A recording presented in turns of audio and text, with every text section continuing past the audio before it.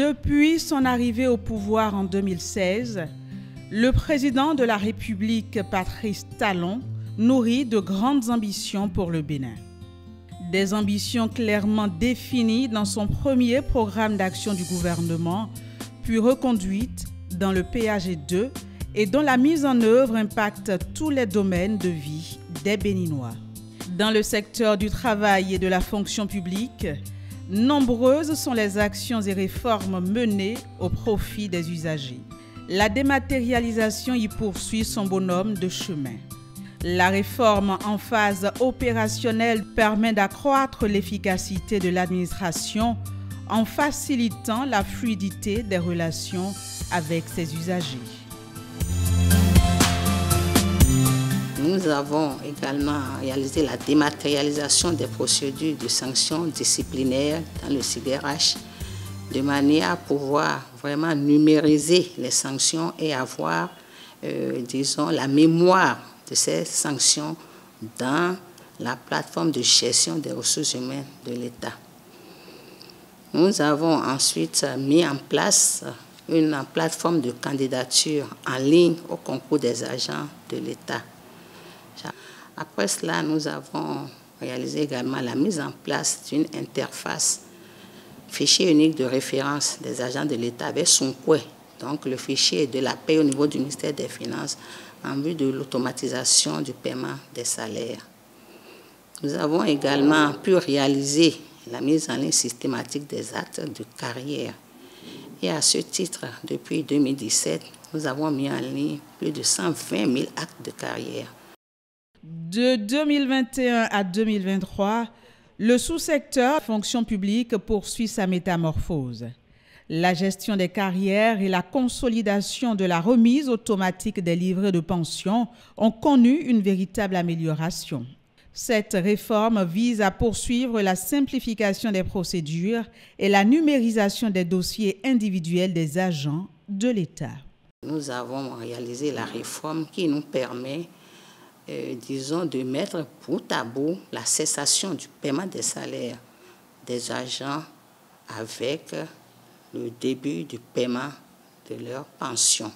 Nous avons également amélioré la plateforme de consultation et de téléchargement des actes de carrière et de pension. Donc, lorsque un pensionnaire est intéressé d'avoir des informations sur la manière dont sa pension est liquidée, ou même l'agent de l'État qui veut consulter le déroulement de sa carrière, nous avons une plateforme qui permet à ceux-là donc de se renseigner. Nous avons par ailleurs poursuivi l'application des mesures sociales en faveur de 3100 agents contractuels de l'État admis à la retraite, dont 1086 agents au titre de l'année 2021.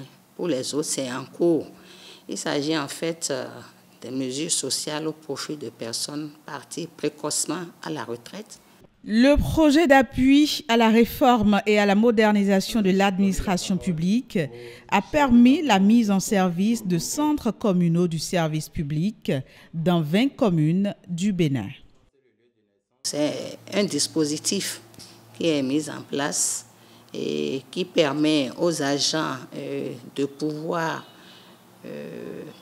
tout proche de leur lieu de travail, télécharger les actes de carrière sans avoir à se déplacer. Ils n'ont pas besoin de venir au ministère du Travail et de la fonction publique. Ils n'ont pas besoin d'aller au niveau de leur ministère de tutelle pour pouvoir entrer en possession de leurs actes de carrière. Même à partir de leur portail, ils peuvent télécharger les actes, comme je l'ai dit tantôt, les obtenir. Mais comme tout le monde n'est pas au parfum des nouvelles technologies de l'information et de la communication, nous avons installé ce que nous appelons les centres communaux de services publics pour leur permettre de pouvoir télécharger leurs actes. Normalement, nous ambitionnons d'installer un centre communal dans chaque commune.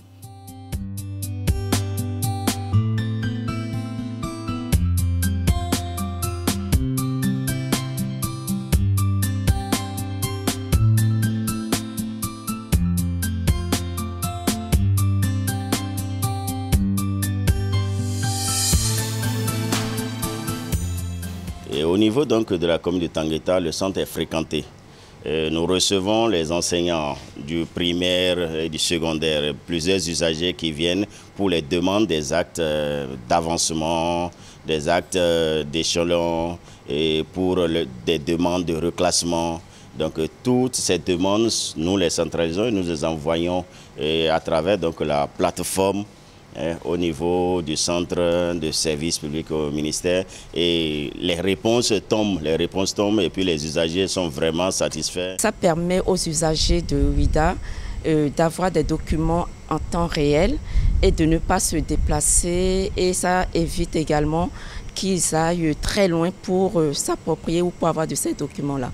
Et ce qui est encore très très important, c'est de savoir qu'aujourd'hui, nous ne pouvons rien faire sans le digital.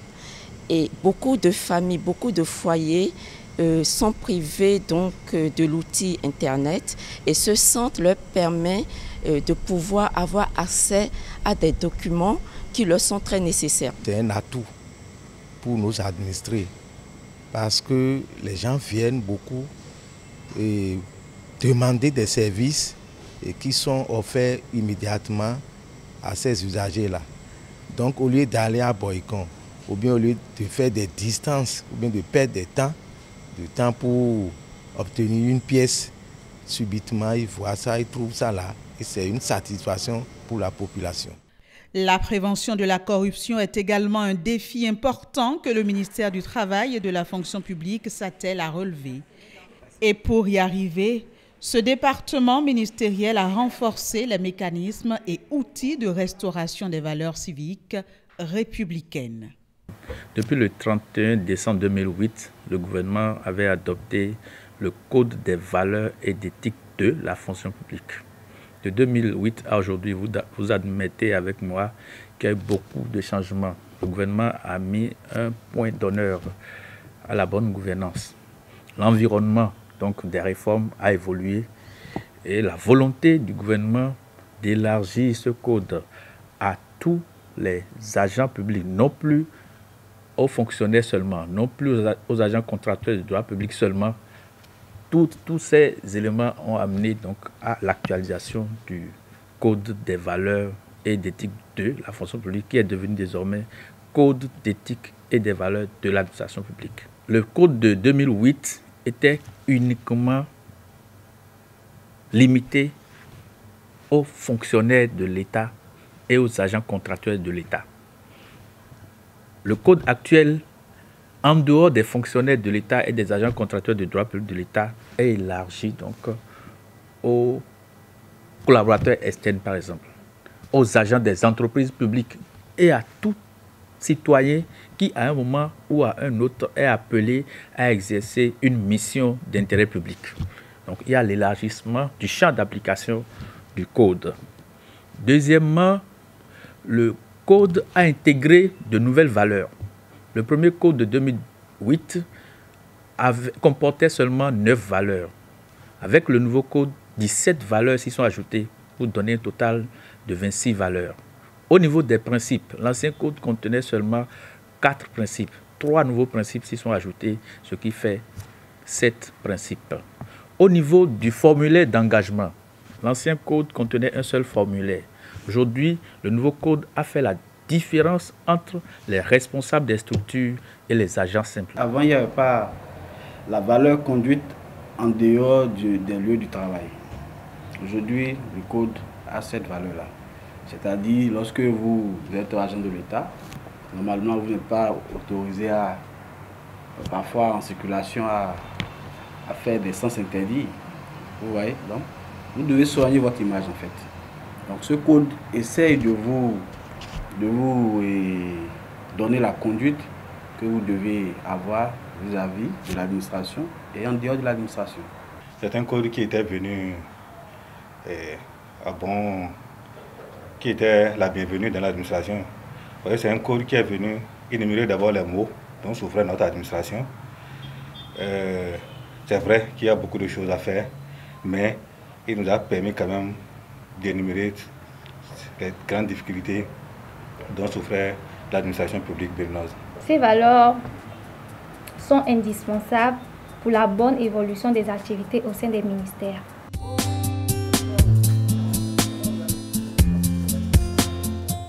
il faudrait que les agents de l'État, ceux qui sont sur la chaîne de la procédure disciplinaire, doivent pouvoir s'approprier la loi. Qu'est-ce qu'il faut faire? On a réfléchi, il faudrait un guide, un outil qui est là, à portée de main et qui peut aider. Ce n'est pas les détails, mais on est allé à l'essentiel. Qu'est-ce que la faute? À quel moment la faute est constituée? Quand est-ce qu'on engage la procédure disciplinaire? Et tous ces éléments sont dans le guide de procédure disciplinaire. Avec la 2015-18, du 1er septembre 2017, la loi, notamment 2015-18, du 1er septembre 2017, portant statut général de la fonction publique, nous avons eu des innovations, à l'instar de ce qu'on avait au niveau de la loi 86-013, qui avait 2 niveaux de sanctions, les sanctions du premier degré et les sanctions du second degré. Avec la loi 2015-18 du 1er septembre 2017, nous avons désormais 3 degrés de sanctions. Les sanctions du premier degré, du second et du troisième degré. Et donc, c'est pour permettre que les sanctions soient vraiment effectives. On a remarqué que les sanctions ne sont pas, l'application des sanctions n'était pas effective. Parce qu'il faudrait remonter, avec les 2 niveaux, il faudrait remonter au niveau de l'autorité. Et les directeurs ou les chefs de service qui ne veulent pas, parce que peut-être ils ont des accointances avec l'agent fautif, ne remontent pas l'information. Désormais, on n'a plus besoin de remonter l'information. Le directeur peut déjà sanctionner. Et donc, c'est graduel.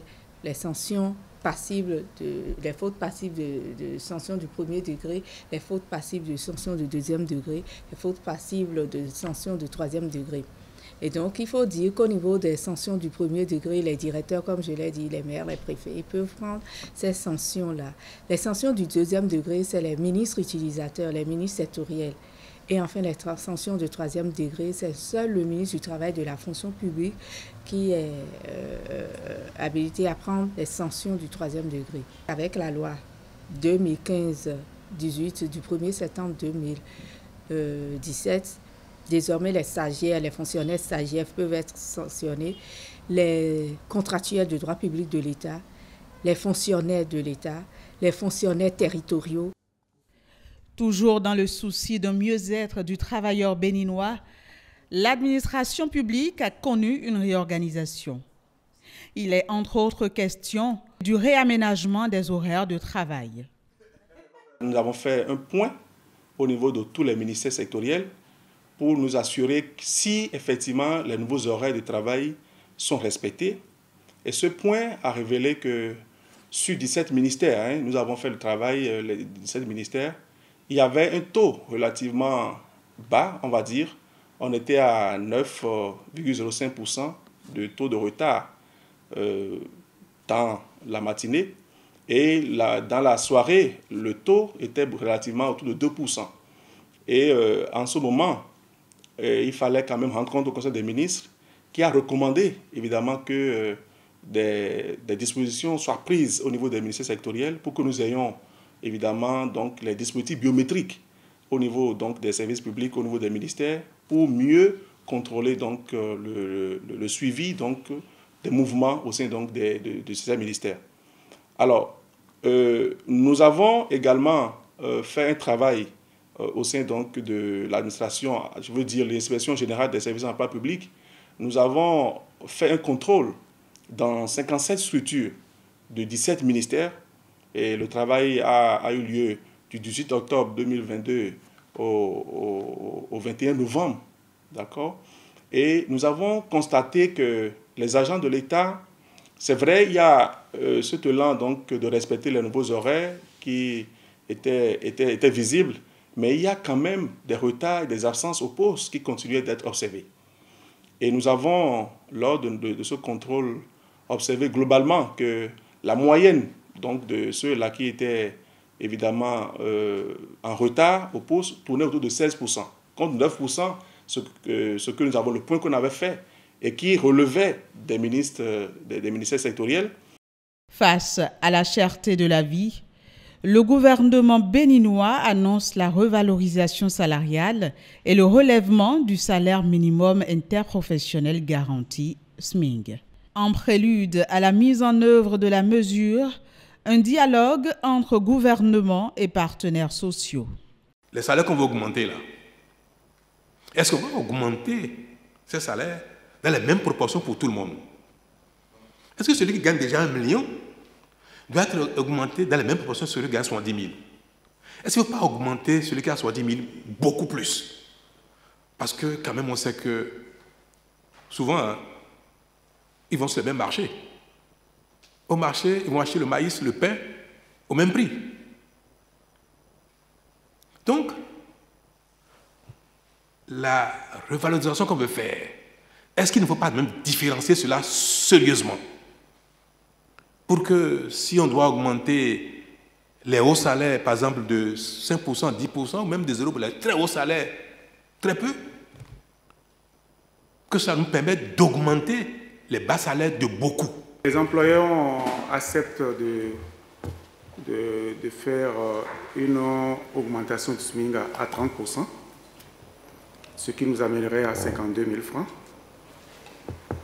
mais avec une exigence que nous partageons avec eux sur le coût de l'assurance, parce que les 52 000 francs, c'est sans l'assurance qui doit s'ajouter, sur le coût de l'assurance, que le gouvernement accepte de faire une concession, donc de la réduire. Les négociations portent leurs fruits. En décembre 2022, les agents de l'État constatent avec joie une nette amélioration de leur salaire sur leur fiche de paie.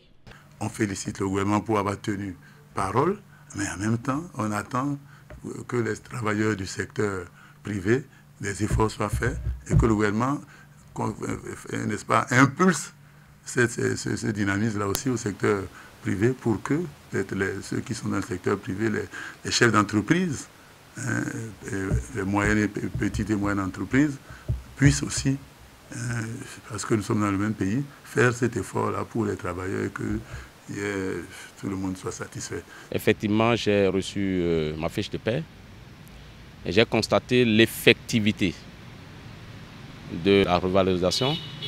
Donc, je l'ai noté avec beaucoup de satisfaction. J'ai constaté que le gouvernement a joint l'acte à la parole. La joie des travailleurs est d'autant plus grande que cette mesure hautement sociale prise par le chef de l'État est ressentie immédiatement sur les salaires du mois de décembre.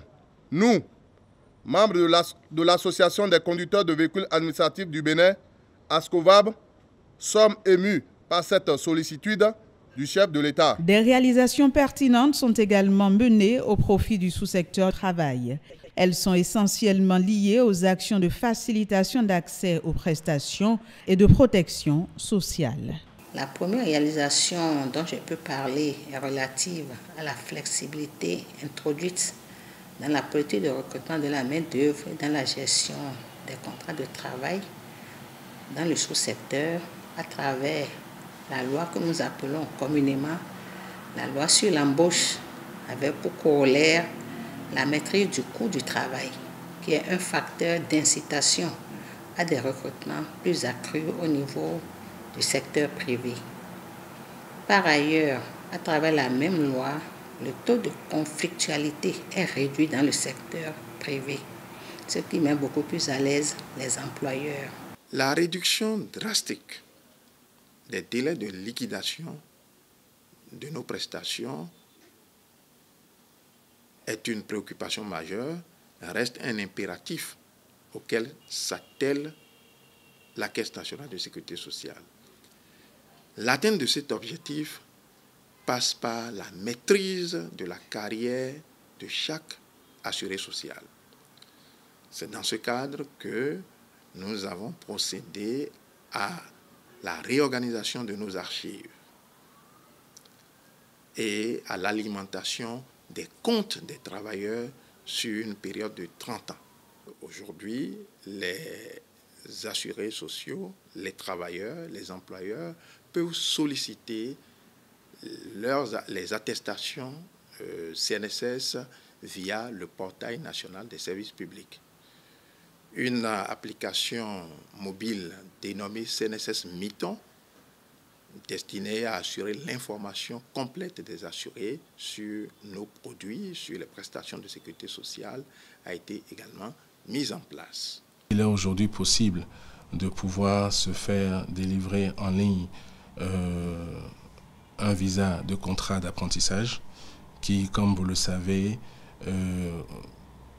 constate la conformité d'un contrat d'apprentissage entre le représentant d'un apprenti et un artisan. Nous avons la possibilité de pouvoir aujourd'hui délivrer en ligne une attestation de non-litige qui permet à tout employeur de prouver qu'il est à jour de ses cotisations sociales et qu'il a effectivement déclaré tous ses salariés.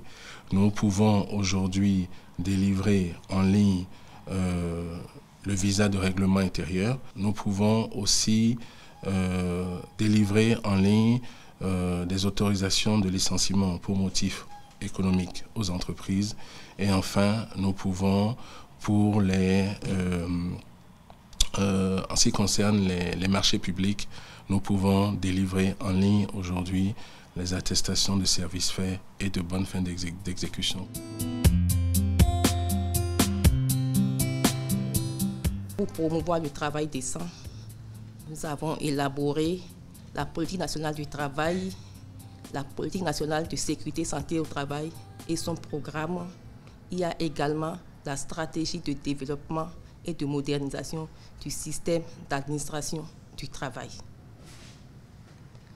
Au niveau opérationnel,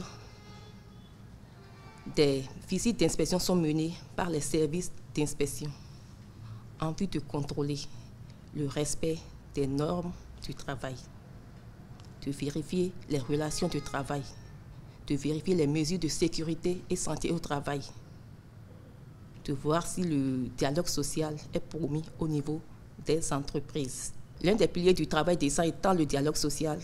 En matière de dialogue social au niveau du MTFP, de nombreuses actions ont été menées.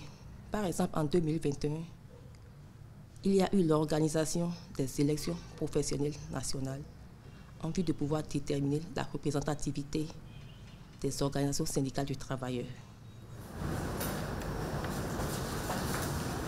Il y a l'élaboration de tests normatifs en matière de sécurité et santé au travail. Et signalons que cette spécialité est purement normative. Donc tout se base sur des tests pour pouvoir évoluer. Mis à part l'élaboration de ces tests, nous avons également la participation de notre département aux réunions des comités d'hygiène et de sécurité des entreprises. Ces comités d'hygiène sont des organes de gestion des risques professionnels en entreprise, ce qui permet de réduire substantiellement les accidents du travail et les maladies professionnelles dans ces structures. Et hormis cette participation, nous avons la visite également des services de santé au travail des entreprises qui s'occupent de la surveillance médicale des salariés. 14 avril 2023. Lancement de la campagne Tolérance zéro au travail des enfants dans les secteurs à forte prévalence au Bénin. Elle va permettre de sensibiliser aux impacts négatifs occasionnés par cette pratique afin de l'éradiquer du Bénin.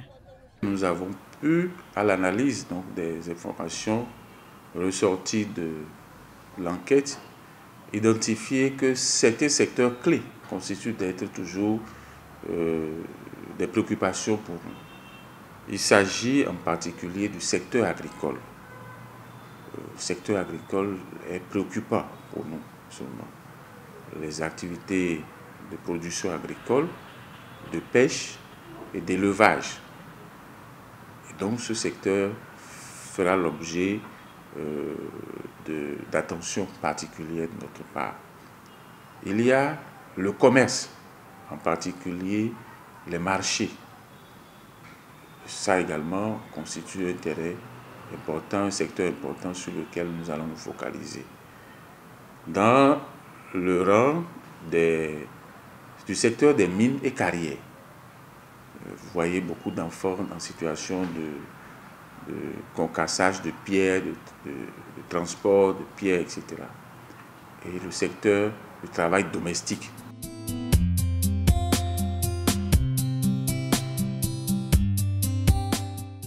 Nous devons agir et le plus rapidement possible pour contrer les actes constituant des violations des droits des enfants et qui ternissent l'image de notre pays. Le travail des enfants met à mal et ne favorise pas la perception des diverses réformes entreprises par le gouvernement pour la protection et la promotion des droits des enfants. Des agents économiques, mus par le gain facile, n'hésitent pas à soumettre ces êtres innocents et fragiles à des travaux sans commune mesure avec leur âge ou leur capacité physique. Des enfants se retrouvent ainsi dans les marchés, les rues, les carrières de mines et les chantiers de construction, ou même dans les maisons où ils sont soumis à la mendicité, à des travaux épuisants ou dangereux et parfois à l'exploitation sexuelle dans des conditions inadmissibles. Face à ces constats tristes et déstabilisants, vous comprenez aisément la volonté du gouvernement d'accélérer la cadence de la marche vers 2025 en s'attaquant au phénomène par une action d'envergure, une campagne nationale de mobilisation générale des acteurs de lutte contre le travail des enfants et de sensibilisation de toutes les couches de la population. Le ministère du Travail et de la Fonction publique organise également avec succès les concours d'entrée dans la fonction publique.